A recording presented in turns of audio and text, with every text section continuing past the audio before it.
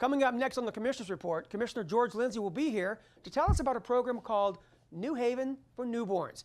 We'll tell you how this is making a big difference in Polk County in Florida, protecting newborn lives. Also, when was the last time you visited Fort Meade? Well, Commissioner Melanie Bell will be here. It's her hometown, and we'll tell you all about it. It's all straight ahead on this edition of the Commissioner's Report.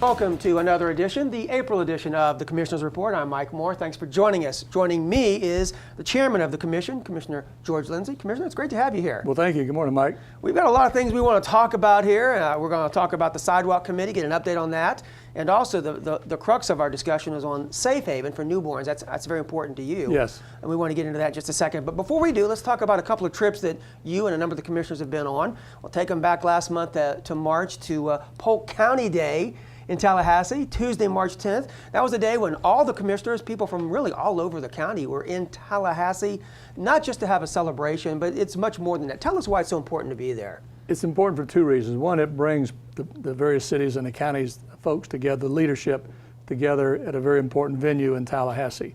And we do have great participation from the leadership groups in the various communities, the elected officials, the chamber representatives, the business representatives, all meet in Tallahassee. And while we're there, we also visit our delegation individually and talk about the issues that are important to Polk County. And it's really a chance to take the message to Tallahassee and let them know how important Polk County and our economy is in the big scheme of things. Polk County's got a great delegation in the House and the Senate. They're always receptive to our phone calls and our visits, and they listen attentively to our issues. It was an important trip, and is well attended and sponsored by the private sector. And we're pleased for all our sponsors that helped make this possible. Yeah, there were a lot of people there, and Polk County was very well represented, I know, in that evening reception. Now, just recently, since then, you've also returned from another trip where you got a chance to meet with your federal representatives up in Washington, D.C. Yes, as you know, it's our custom to send the chairman, the vice chair, the county manager, and the county attorney to Washington once a year to stay in touch with our delegation, keep them posted on what's happening here, and also to make our pitch for various federal grants that may be available to help folks here in Polk County. And a couple of things that we were able to discuss while we were there was a grant application for the COPS program, which helped Sheriff Judd put more emphasis on gang activity and drug activity here. And we're optimistic that we'll get that grant for about $4 million. There's something called a SAFER grant. It's the firefighter side of the equation versus the cop side. And we've asked for some funding there to help staff a new station in the Poinciana area. And I would say that our delegation was supportive of that application. And we also put a pitch on for some federal transportation dollars for our area. Now we made the pitch last year. We didn't quite make the cut, but we did get near the end. Perhaps this time we'll have favorable consideration. So that was well attended. And we had great reception from Representative Rooney's office, Representative Ross, and Representative Webster.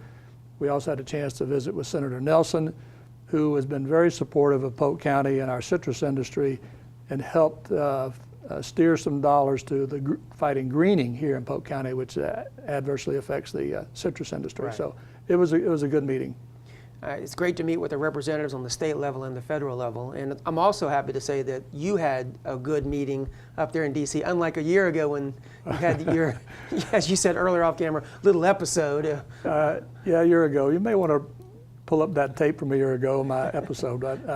I experienced a little heart palpitations last year, and everything was good this year. Everything was good. That's good. Everything's fine. No, but it worked out well.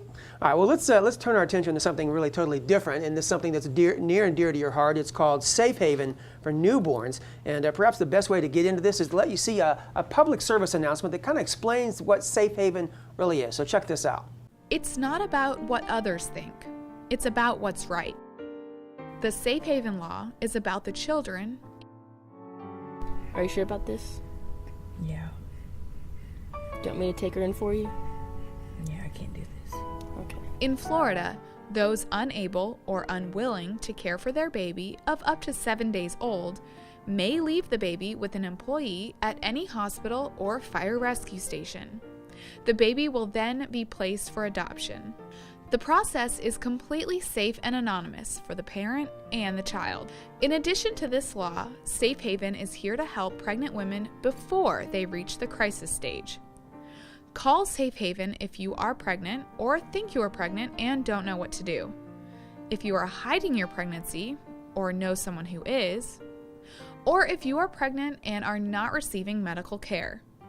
A Safe Haven for Newborns is here for you. Contact us at 1-877-767-BABY or asafehavenfornewborns.com. Well, Commissioner, when you look at how important this is, and I guess this all came about by the state legislature in Florida, I think in 2000. Yes, in the 1990s era, there was, for whatever reason, perhaps epidemic is an overstatement, but there was a series of events where young ladies were leaving their newborns abandoned in horrible conditions, in dumpsters on the side of the road, just a horrible situation. And through the help of some folks, passed legislation that effectively said, if you will bring your newborn child to either an emergency room or a manned fire station, there'll be no questions asked, just turn the child in and make that positive life choice. And since that program has passed and the legislature made it a statewide law allowing that to occur, it has spread to other states in varying forms. Statewide since that time, I think there's about 225 kids have been dropped off in a safe fashion. Unfortunately, there's about 54 that were left in not a safe fashion. Right. I think our experience in Polk County during that intervening period has been about 5 kids were dropped off safely and 3 not so. But even if you say, well, 5 is not a lot in the years since 2000, 1 is enough. Right. And to have the program available is a blessing. But the message of the Safe Haven Coalition locally, my effort was to bring together, you may recall in the summer of 2012, there was an episode, a young lady took the child's life. And it occurred to me, there has to be other avenues. And indeed there were. There's dozens of organizations, public and private and churches and so on, that provide that kind of counseling. And so my effort was to bring those units together as a Safe Haven Coalition for Polk County and have them work in harmony. In fact, when we first did this, as we reported 2 years ago, many of the agencies didn't know others existed. So our first meeting was, I didn't know you did that, or I didn't even know you existed. But it has been a very rewarding experience, and we recently celebrated Safe Haven Month by resolution of the County Commission. And it's simply an awareness that there is help out there. It's not just a program that says, have your child and take it to a fire station. It's as soon as you know you're in this family way, do what is appropriate to give the prenatal care, go to the counseling, take advantage of the services that are available so that you hopefully make the right choice and take the child to full term, and then either adoption or some other course of action. But it has been rewarding, and bringing all those organizations together has been very fulfilling. It's interesting how sometimes there's so much else out there and we kind of work in isolation. We work more as a team. We realize we can get a lot more done, and other people are maybe have the same mindset and doing the same thing. Just you just weren't aware of that. That's kind of interesting. The thing that this number we want to put up on the screen is the 877-767-BABY or 2229. That's a statewide number. It's not a Polk County number. You just call them. They're there 24/7, and they can direct you anywhere in the state, in Polk County as well. So that's something that's very important. I imagine, Commissioner, the biggest part of this, though, is this has been here since 2000, so it's about awareness, isn't it? It absolutely is about awareness. And the fact that, Polk County, we have over 600 firefighter EMS personnel and 40-something stations around the county. So we are uniquely positioned to be the repository when such an event occurs. And that's how I got involved in it, using my platform as a commissioner and public awareness campaign. It's interesting, when I was looking at the statistics, the number of children that had been left in an unsafe area, which kind of shows this person, this woman, is wanting to leave it, but she's not realizing, you know, I don't want anyone to know. There's no recrimination, there's no questions. You just drop the child off at a fire rescue facility and you leave. That's exactly right. No questions asked. If you choose to leave family health information regarding the birth parents, that's fine, but it's not necessary. Just leave the child and they'll be taken well care of. Yeah, you leave a child abandoned in a park or something, something else could come back to you as well as the child. A great program, Safe Haven for Newborns. Again, the phone number's on your screen, and you can call them or put that number down for someone that may need it. And it's a number 24/7, English and Spanish, anywhere here in the state of Florida. Our time, as always, goes by very quickly. So let me just talk to you about, get an update here, because I remember the last time you were here on our January show, you were proposing to add citizen involvement on the Polk County Sidewalk Advisory Committee. That now has happened. In fact, they've already had their first meeting just recently. They did have their first meeting, and while there are 5 citizen members, there's still, I think, 6 or 7 staff members involved that have to bring the technical expertise.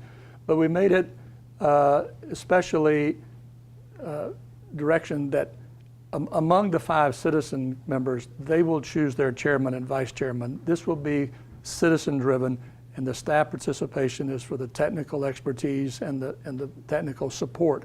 But the initiative will be citizen-driven. Each commissioner appointed 1 citizen to serve, and I had a chance to meet with them in their opening comments, thank them for their service, and they are excited about participating in the process. And we have a matrix of grading requests for sidewalks. And the point system adds up, which is, because there's only so many dollars that can go so far. Right. So we have to set priorities and choose the programs, the projects that provide the greatest benefit to the most people. And adding this citizen participation opens the process, makes it more transparent, and gets community buy-in to the results.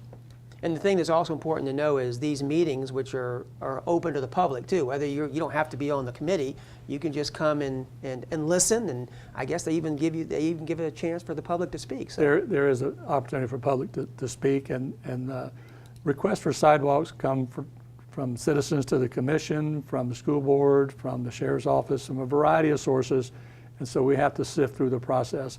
And if someone has a need they want to present to the committee, they're welcome to attend. These meetings are held on the first Tuesday of every month at 6 o'clock here in the county building, the Neil Cumbie building. At this point, room 413. If that changes, I guess we'll certainly update people here on this show as well. So, Commissioner, we had a lot to talk about, and the time goes by very quickly. So I guess in another couple of months we'll see you back here, and we'll continue on with our discussion. But I appreciate you giving us your time. Well, my privilege, and I look forward to being here next time. And between now and then, there will be a lot of new issues and a lot of pros and cons and controversy, but that's the process that we've participate in, and I look forward to great results. All right, he's Commissioner George Lindsey. He's the chairman of the commission. Right now, we're going to take a break. When we come back, Commissioner Melanie Bell will be here. We're going to talk about Fort Meade. It also happens to be her hometown, so you can imagine the passion and love there. Stay with us as the Commissioner Report rolls on.